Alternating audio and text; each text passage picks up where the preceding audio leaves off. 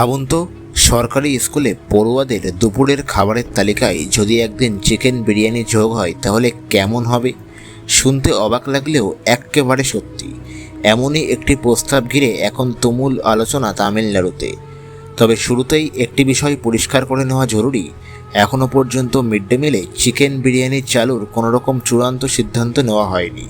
বিষয়টি সরকারের বিবেচনাধীন রয়েছে এবং আনুষ্ঠানিক অনুমোদনের পরেই এ নিয়ে সিদ্ধান্ত কার্যকর হতে পারে।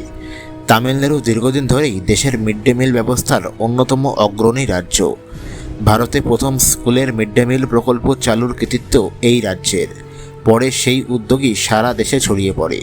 শুধু দুপুরের খাবার নয়, পড়ুয়াদের জন্য সকালের নাস্তার ব্যবস্থাও প্রথম দিকেই চালু করেছিল তামিলনাড়ু সরকার। এবার সেই ধারাবাহিকতায় নতুন একটি ভাবনা সামনে এসেছে। সরকারি সূত্রে জানা গিয়েছে, সপ্তাহে একদিন মিড ডে মিলে অন্তত চিকেন বিরিয়ানি রাখার সম্ভাবনা খতিয়ে দেখা হচ্ছে। পাশাপাশি ব্রেকফাস্ট প্রকল্পের খাবারের মান এবং বৈচিত্র্য বাড়ানোর পরিকল্পনাও রয়েছে। রাজ্যের শিক্ষামন্ত্রীর বক্তব্য অনুযায়ী আগের বরাদ্দে প্রতিদিন মানসম্মত এবং বৈচিত্র্যময় খাবার দেওয়া কঠিন হয়ে পড়ছিল। তাই প্রতি পড়ুয়ার জন্য খাদ্য বরাদ্দ বাড়ানোর বিষয়টি গুরুত্ব দিয়ে বিবেচনা করেছে সরকার।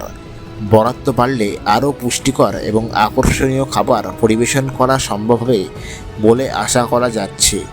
যদি শেষ পর্যন্ত এই প্রস্তাব বাস্তবায়িত হয়, তাহলে ভারতের মধ্যে প্রথমবার কোনো রাজ্যে সরকারি স্কুলের মিড ডে মিলে চিকেন বিরিয়ানি পরিবেশনের নজির তৈরি হতে পারে।